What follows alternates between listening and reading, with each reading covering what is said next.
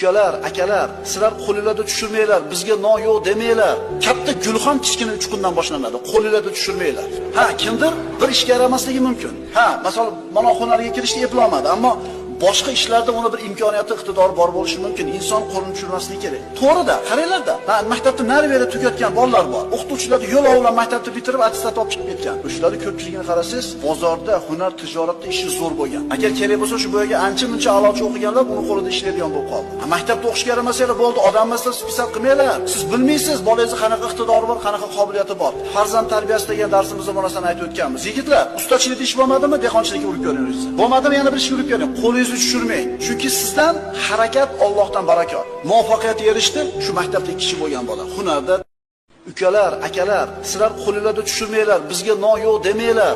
Katta gulxon kichkina uchqundan boshlanadi. Qo'lingizda tushirmanglar.